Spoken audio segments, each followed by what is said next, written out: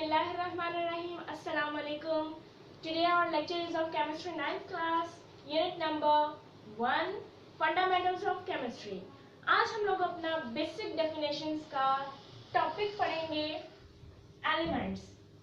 Basically इसमें elements, compounds and mixture ये तीन टॉपिक्स आते हैं, लेकिन आज हम लोग एलिमेंट्स को डिस्कस करेंगे.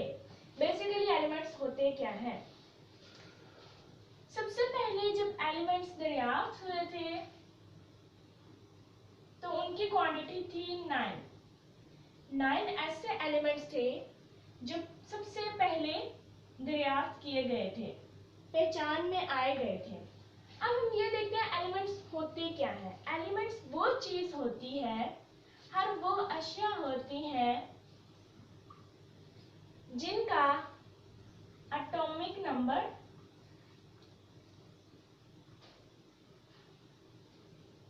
सेम होता है. एटॉमिक नंबर इनका सेम होता है और इसके अलावा इनको मजीद छोटे छोटे टुकड़ों में डिवाइड नहीं किया जा सकता. कोई भी ऐसी स्पीशी, कोई भी ऐसी चीज जो बहुत ही छोटी हो, उनका एक एटम हो जिसका एटॉमिक नंबर सेम हो. ज्यादा सारे अगर एटम्स होंगे और उन सब के एटॉमिक नंबर सेम होंगे तो क्या होगा, वो एक एलिमेंट होगा. फॉर एग्जांपल हमारे पास एक एलिमेंट है कार्बन, इसका एटॉमिक नंबर होता है 6. अब एक और हमारे पास एटम है, उसका भी एटॉमिक नंबर क्या है 6. तो क्या है, ये और ये इन दोनों के एटॉमिक नंबर सेम है तो इनका एलिमेंट भी सेम ही होगा, यानी ये भी कार्बन है और ये भी कार्बन है. अगर हमारे पास है एक एलिमेंट हाइड्रोजन, उसका एटॉमिक नंबर होता है 1. क्या हम कह सकते हैं कि ये कार्बन और हाइड्रोजन सेम है? बिल्कुल भी नहीं कह सकते. ये कार्बन का एटम है या हाइड्रोजन का एटम है, इन दोनों के एटॉमिक नंबर डिफरेंट होते हैं. अब हम देखते हैं एटॉमिक नंबर क्या होता है. बेसिकली जो एक एटम होता है उसके बीच में सब एटॉमिक पार्टिकल्स होते हैं. एटम वो चीज है जो कि मजीद छोटे टुकड़ों में डिवाइड नहीं हो सकती. दैट्स व्हाई हम कहते हैं एलिमेंट एक एटम है. एक या ज्यादा एटम्स भी हो सकते हैं, लेकिन एक ही एटम होता है जो कि मजीद छोटे टुकड़ों में डिवाइड नहीं होता. अब वो एटम को हम देख लें, उसमें होता है न्यूक्लियस और उसके गिर्द पाए जाते हैं इलेक्ट्रॉन्स जो उस न्यूक्लियस के गिर्द घूमते हैं. उस न्यूक्लियस में प्रोटॉन्स होते हैं और न्यूट्रॉन्स होते हैं. अब जो इलेक्ट्रॉन्स हैं रिवॉल्व कर रहे हैं इस न्यूक्लियस के गिर्द. इस न्यूक्लियस के अंदर जितने भी प्रोटॉन्स पाए जाते हैं, अब मैं आपको बताती हूँ प्रोटॉन क्या होता है. Proton and electron. जो प्रोटॉन होता है वो होता है पॉजिटिव चार्ज और जो इलेक्ट्रॉन होता है वो नेगेटिव चार्ज होता है. प्रोटॉन इलेक्ट्रॉन की निस्बत बहुत ज्यादा वजनी होते हैं, भारा होते हैं, जबकि इलेक्ट्रॉन हल्के होते हैं. इसी वजह से किसी भी एटम में इलेक्ट्रॉन्स की क्वांटिटी हमें ज्यादा दिखाई देगी बनिस्बत प्रोटॉन के, जबकि प्रोटॉन की क्वांटिटी इलेक्ट्रॉन से कम होती है, लेकिन वेट में बाय मास वो इलेक्ट्रॉन के बिल्कुल बराबर होती है. अब इस न्यूक्लियस में जितने नंबर हैं प्रोटॉन के वो एटॉमिक नंबर के इक्वल होते हैं. हमने एग्जांपल ली थी कार्बन की. कार्बन का एटॉमिक नंबर होता है 6. अब हम देखते हैं ये जो 6 है ये नंबर है प्रोटॉन्स की in the nucleus of carbon atom. तो ऐसा एटम जिसके एटॉमिक नंबर सेम हो वो हमारे पास एलिमेंट कहलाता है. और दूसरी बात ये कि वो एटम मजीद छोटे टुकड़ों में डिवाइड नहीं होता. ये है बेसिक डेफिनेशन एलिमेंट की. अब अगर हम लोग स्टार्टिंग से इसकी हिस्ट्री देखें ना, पीरियड देखें इसका, तो उसमें सबसे पहले 9 एलिमेंट्स दरियाफ्त किए गए थे जिनमें बहुत सारे नेम आते हैं. गोल्ड, कार्बन, टीन, इसके अलावा हमारे पास सिल्वर है, आयरन है और भी बहुत सारे हैं. कॉपर है, लेड है, मरकरी है. ये वो सारे 9 एलिमेंट्स हैं जो कि पहले पहले दरियाफ्त हुए थे। उस वक्त एलिमेंट्स को डिफाइन किस तरह से किया जाता था कि एलिमेंट वो चीज होती है जो अगर हम उसको तोड़ें तो वो टूटेगी नहीं, किसी और चीज में डिवाइड नहीं होगी। फॉर एग्जांपल अगर हम लोग ले लेते हैं, यहाँ हमें पता है H2O फॉर्मूला होता है वाटर का। अब इस वाटर में एटम्स कितने हैं? 3 एटम हैं, 2 हाइड्रोजन के और 1 ऑक्सीजन के। इसका मतलब है ऑक्सीजन एक एलिमेंट है और 2 एलिमेंट इसके बीच में हाइड्रोजन के, 2 एटम्स हैं हाइड्रोजन के, एलिमेंट ये भी एक ही है। इसके बीच में 2 एलिमेंट्स हैं, एक हाइड्रोजन और एक ऑक्सीजन, लेकिन एटम 3 है, यानी 2 हाइड्रोजन के और 1 ऑक्सीजन का। अब अगर हम इसे तोड़ें, तोड़ने के बाद इसकी डिकम्पोजिशन के बाद इसमें से 3 चीजें अलग अलग हो जाएंगी। 2 हाइड्रोजन के एटम अलग हो जाएंगे और 1 ऑक्सीजन का एटम अलग हो जाएगा। इसका मतलब है वाटर इज डिविजिबल, पानी को हम तोड़ सकते हैं। लेकिन अगर हम यहाँ कार्बन की बात करें या हाइड्रोजन की बात करें, हाइड्रोजन को अगर हम तोड़ते हैं तो हाइड्रोजन मजीद किसी छोटी चीज में कन्वर्ट नहीं हो सकता, बजाते खुद एक एटम है, एक सबसे छोटी सी चीज है। तो ये डेफिनेशन थी पहले एलिमेंट की कि एलिमेंट वो चीज होती है जिसको हम मजीद छोटी चीज में डिवाइड नहीं कर सकते। लेकिन वक्त गुजरने के साथ साथ साइंसदानों ने तहकीक की और अब तक जितने एलिमेंट्स इजाद हुए हैं उनमें टोटल एलिमेंट्स हैं 118 टोटल एलिमेंट्स अब तक इजाद हुए हैं, जिनमें से बहुत सारे नेचुरल हैं और बहुत सारे आर्टिफिशियल हैं। अगर हम नेचुरल एलिमेंट्स की बात करें तो वो है 92 जो नेचुरल है, कुदरती तौर पे पाए जाते हैं। और इसके अलावा जो रिमेनिंग एलिमेंट्स हैं वो सबके सब अननेचुरल हैं, आर्टिफिशियल हैं, वो लेबोरेटरी में तैयार किए गए हैं या किसी और पर्पज से तैयार किए गए हैं। अब अगर मैं आपको लास्ट एलिमेंट की बात बताऊं जो रिसेंटली इन्होंने साइंटिस्ट ने दरियाफ्त किए हैं, उसमें UUO जिसका सिंबल है आपके पीरियोडिक टेबल में लिखा होगा, इसका एटॉमिक नंबर होता है 118 और इसको ये एक आर्टिफिशियल एलिमेंट है जिसको 2002 में दरियाफ्त किया गया, इसको 2002 में बनाया गया, ये आर्टिफिशियली बनाया गया था। ये लास्ट एलिमेंट था। इसके बाद इसके ऊपर बहुत सारे के सारे एलिमेंट्स पे रिसर्च की गई थी, लेकिन ये एलिमेंट था जो कि लास्ट हमारा 118 लाइन में आता था और इसको पीरियोडिक टेबल में अपनी स्पेसिफिक जगह दी गई। ये थे हमारे एलिमेंट्स। अब एलिमेंट्स की क्या क्या खुसूसियात होती हैं, उनकी क्या क्या प्रॉपर्टीज होती हैं, इसके मतलब भी डिटेल्ड में स्टडी है।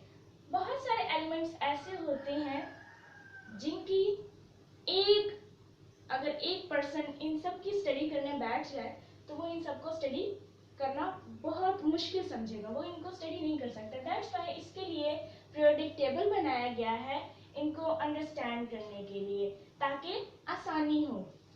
अब इसमें हमारी बुक में ये बताया गया है कि जो नेचुरली अकरिंग एलिमेंट्स हैं यानी 92, इनमें कौन कौन से हैं जो जानदारों के लिए जरूरी है और जो गैर जानदार चीजें हैं उनके लिए जरूरी है। तो चले हम यहाँ पे अपना टेबल बना लेते हैं और फिर उसको डिस्कस कर लेते हैं। नेचर में पाए जाने वाले जितने भी एलिमेंट्स हैं हम जानते हैं वो 92 हैं। अब हम ये देखते हैं अर्थ क्रस्ट में कौन कौन से एलिमेंट्स कितनी परसेंटेज में पाए जाते हैं। अर्थ क्रस्ट यानी हमारी जमीन पे, पूरा अर्थ पे कौन कौन से एलिमेंट्स, उसमें आपकी बुक में 3 एलिमेंट्स बताए गए हैं, वो है ऑक्सीजन,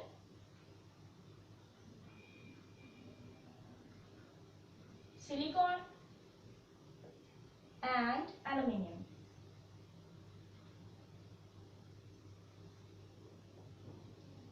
इन अर्थ क्रस्ट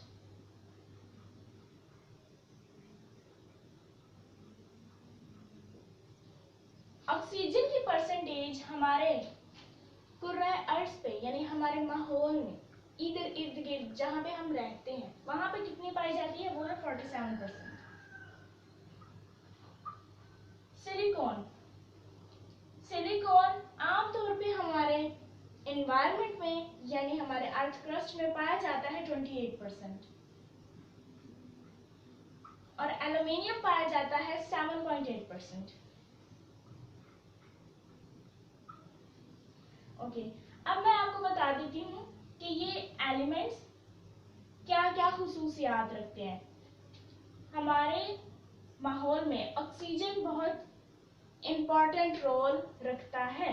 ऑक्सीजन बेसिकली वो चीज होती है जिसके बगैर कोई भी जानदार जिंदा नहीं रह सकता, और वो कोई एनिमल हो या प्लांट हो। ऑक्सीजन को रिप्रेजेंट किया जाता है ओ से। ऑक्सीजन है ये, इसको ओ से रिप्रेजेंट किया जाता है। जो सिलिकॉन है इसका भी बहुत ज्यादा रोल होता है हमारी लाइफ में। बेसिकली सिलिकॉन इस्तेमाल किए जाते हैं कंप्यूटर चिप्स में और बनाए जाते हैं सैंड से।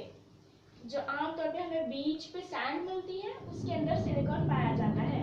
इसके अलावा एल्युमिनियम भी एक धातु के तौर पे भी इस्तेमाल किया जा सकता है और बहुत सारे पर्पस में यूज होता है। ये तमाम चीजें अर्थ क्रस्ट में इनकी परसेंटेज इतनी पाई जाती है। अब हम बात करते हैं ओशंस में, यानी समुद्र। समुद्र में हम लोग देख लेते हैं कि कौन से एलिमेंट्स कितनी परसेंटेज में पाए जाते हैं। ऑक्सीजन की बात कर लेते हैं। सबसे पहले ऑक्सीजन पाया जाता है 86%। उसके बाद आता है हाइड्रोजन।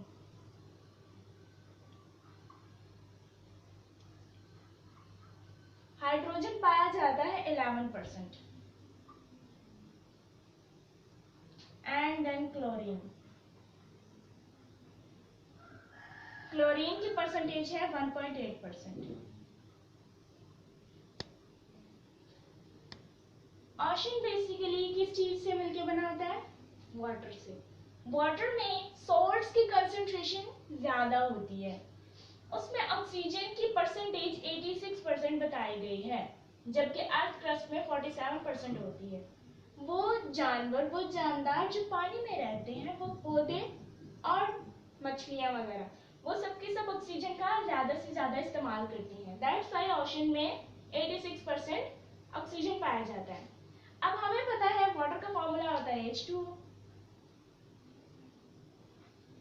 हाइड्रोजन उसमें 11% है और ऑक्सीजन 86% है, जबकि अगर पानी की बात करें तो उसमें हाइड्रोजन ज्यादा होता है, ऑक्सीजन कम होता है। लेकिन अल्लाह पाक का निजाम इस तरह का है कि अल्लाह ताला ने समुंदर के अंदर ऑक्सीजन को ज्यादा तादाद में बनाया है। बाहर के माहौल से, बाहर की हवा से ऑक्सीजन नीचे जाता है और पूरे ओशन को, पूरे समुंदर को फ्रेश रखता है ताकि जितने भी जानदार हैं वहां पे जिंदा रह सके। हाइड्रोजन की ऑक्सीजन की निस्बत 11% क्वांटिटी पाई जाती है ओशन में। और अगर क्लोरीन की बात की जाए तो वो 1.8% होता है, ताकि पानी में से जितने भी जरासीम है या वो चीज जो पानी को खराब करती है, ये क्लोरीन उस चीज से रोकता है। नेक्स्ट टेबल है हमारे पास एटमॉस्फेयर का। अब हम एटमॉस्फेयर में परसेंटेज देखते हैं कितनी है।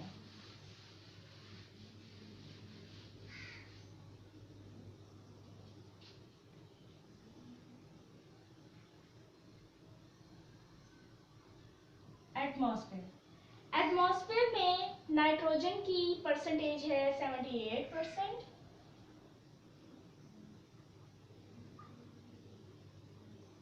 Nitrogen 78%, oxygen 21% and argon, argon है 0.9%। नाइट्रोजन का सिंबल है हमारे पास N, ऑक्सीजन का है O और आर्गोन AR। नाइट्रोजन हमारे पास गैस है, ऑक्सीजन भी गैस है और आर्गोन भी गैस है। अब इन गैसियस फॉर्म्स की अगर हम बात करें तो एटमॉस्फेयर में यानी हमारे फिजा में, एटमॉस्फेयर फिजा को बोला जाता है, हमारे फिजा में नाइट्रोजन की क्वांटिटी ऑक्सीजन से ज्यादा है, बल्कि बहुत ज्यादा, 0.5% से भी ज्यादा है। ये 78% पाई जाती है नाइट्रोजन। जबकि अगर हम लोग सांस लें तो हम ऑक्सीजन को कैरी करते हैं अपने अंदर, हमें ऑक्सीजन की जरूरत होती है। हमारे माहौल में, हमारे फिजा में ऑक्सीजन कम है नाइट्रोजन की निस्बत। जब हम सांस लेते हैं तो हमारे अंदर नाइट्रोजन भी जाती है क्योंकि वो हमारे यहाँ मौजूद है। लेकिन चूंकि हमें ऑक्सीजन की जरूरत होती है, ऑक्सीजन हमारे लंग्स में जाती है और वहां पे स्टोर हो जाती है। जितने % बाहर निकलनी होती है वो उतनी निकल जाती है। उसमें मेजॉरिटी पोर्शन नाइट्रोजन का होता है। और जी तो अब हम ये देखते हैं कि कार्बन हम लोग कितनी इनहेल करते हैं और कितनी एक्सहेल करते हैं। कार्बन की क्वांटिटी जो हम इनहेल करते हैं वो है 0.4%, जबकि जो हम एक्सहेल करते हैं यानी जो बाहर निकालते हैं, सांस बाहर निकालते वक्त हम लोग 4% कार्बन एक्सहेल करते हैं। बेसिकली इसका रीजन क्या है?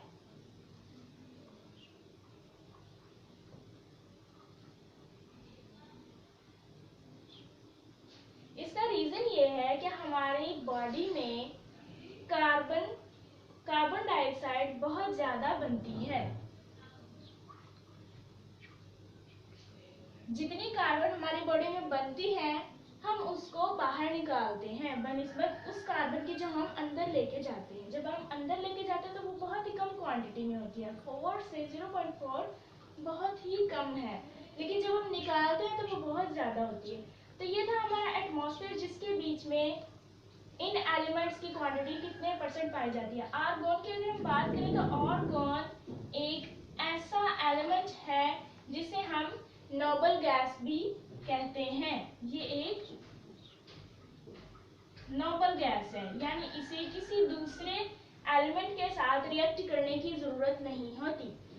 ये एलिमेंट वो हैं जो फ्री स्टेट में पाए जाते हैं, फ्री स्टेट में है, इन्हें किसी और एलिमेंट्स के साथ जुड़ने की जरूरत नहीं है। जबकि नाइट्रोजन की या ऑक्सीजन की बात करें तो इनके एटम्स में जितने भी इलेक्ट्रॉन्स हैं, इनकी न्यूट्रॉन या इनके जो सेंट्रल पॉइंट है उनके गिर्द घूम रहे हैं, उनको जरूरत होती है कि अगर एक इलेक्ट्रॉन की कमी है तो वो किसी और एटम के साथ उनके इलेक्ट्रॉन से अपनी वाबस्तगी बढ़ा लें और अपने आप को स्टेबल कर लें, अपना इलेक्ट्रॉन अपने गिर्द भी घुमा के और उस दूसरे एटम के गिर्द भी घुमा के। अब हम देखते हैं नेचर में हमारे पास एलिमेंट्स जितने पाए जाते हैं उनमें कुछ सॉलिड होते हैं, कुछ लिक्विड होते हैं और कुछ गैसेस होते हैं।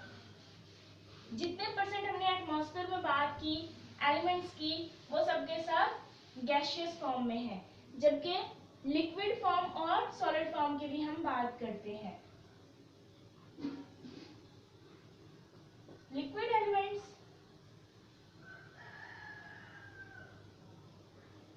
Solid elements and gaseous elements. अब जो लिक्विड्स हैं ये बहुत ही रेयर होते हैं, बहुत कम होते हैं। पूरे टोटल के टोटल 118 एलिमेंट्स में से लिक्विड ऐसे 4 एलिमेंट्स हैं जो अब तक हम कहते हैं कि वो स्टेबल फॉर्म में मौजूद हैं। उनकी एग्जांपल्स मैं आपको दे देती हूँ। फॉर एग्जांपल हमारे पास फ्रांशियम है, सीजियम है, फ्लोरीन है या फिर हमारे पास मरकरी है। ये ऐसे 4 एलिमेंट्स हैं जो कि लिक्विड फॉर्म में पाए जाते हैं। इसके अलावा और कोई एलिमेंट ऐसा नहीं है जो लिक्विड फॉर्म में हो। सॉलिड की अगर हम बात करें तो सॉलिड में मेजॉरिटी 80% एलिमेंट्स ऐसे हैं जो सॉलिड में पाए जाते हैं। बाकी के जितने भी 20 हैं या 19.8% है वो सब गैसेस हैं। उसमें से 0.2% या 1% हम लगा लें कि वो लिक्विड्स हैं। अब सॉलिड्स में हम देखें तो हमारे पास आ जाता है गोल्ड, जिसे हम एरम भी बोलते हैं, AU इसका सिंबल होता है। गैसेस में हम देखें तो हमारे पास ऑक्सीजन, नाइट्रोजन, हाइड्रोजन, हीलियम, और हीलियम के अगर हम ग्रुप में बात करें तो जितने भी एलिमेंट्स आते हैं वो सबके सब गैसेस में हैं। अब ये थी हमारे पास लिक्विड, सॉलिड एंड गैसेस की बात। इनमें बहुत सारे ऐसे एलिमेंट्स हैं जो अपनी प्रॉपर्टीज रखते हैं। कुछ एलिमेंट्स हैं वो नॉन मेटल्स होते हैं, कुछ एलिमेंट्स मेटल्स होते हैं, और कुछ होते हैं मेटलॉइड।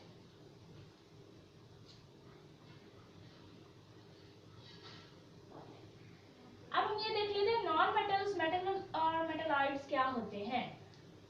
मेटल बेसिकली कहते हैं धात को। जो धात होती है वो सॉलिड होती है, सॉलिड फॉर्म में, और हमें पता है सॉलिड फॉर्म में 80% जितने भी एलिमेंट्स हैं वो पाए जाते हैं। तो मेटल्स भी ऑब्वियसली 80% होंगी। अब इन 80% में, यानी इन सॉलिड्स में 80% मेटल्स होते हैं, बाकी 20% में नॉन मेटल्स और मेटलॉइड्स होते हैं। जो नॉन मेटल्स होते हैं वो धात होते हैं जिनमें से इलेक्ट्रिसिटी इजीली पास नहीं होती। मेटल्स में से इलेक्ट्रिसिटी इजीली पास हो जाती है। और जो मेटलॉइड्स होते हैं वो नॉन मेटल्स और मेटल्स का मिक्सचर होता है। मेटल्स की एग्जांपल्स में अगर हम देखें तो हमारे पास सोडियम एक कॉमन सी मेटल है, एलिमेंट है ये भी। नॉन मेटल की अगर हम बात करें तो नॉन मेटल में हमारे पास क्लोरीन आ जाता है, सॉलिड है लेकिन ये मेटल नहीं है। मेटलॉइड की अगर हम बात करें तो वो नॉन मेटल और मेटल के दरमियान होता है, यानी हमारे पास एल्युमिनियम या फिर जर्मेनियम, ये वो एलिमेंट्स हैं जो मेटलॉइड्स हैं, जिनमें मेटल और नॉन मेटल दोनों की कैरेक्टरिस्टिक्स होती है, और ये बहुत ज्यादा रेयरली यूज होते हैं। इनका यूज बहुत ज्यादा, स्कोप इनका बहुत ज्यादा है, इनको इस्तेमाल किया जाता है, लेकिन क्वांटिटी इनकी रेयर पाई जाती है अर्थ पे। ये था हमारा आज का एलिमेंट्स का टॉपिक। आज के लिए इतना ही। हम लोगों ने केमिस्ट्री का टॉपिक 1.2 बेसिक डेफिनेशंस में से एलिमेंट्स, कंपाउंड्स एंड मिक्सचर का टॉपिक एलिमेंट्स पढ़ा। तो आज के लिए इतना ही। नेक्स्ट वीडियो में इंशाल्लाह हम अगला टॉपिक पढ़ेंगे बैलेंसिंग से रिलेटेड, यानी एलिमेंट्स का ही टॉपिक है वो बैलेंसिंग। तो देखो, सोचो, पूछो, सीखो, the more you know the more you grow. Allah Hafiz.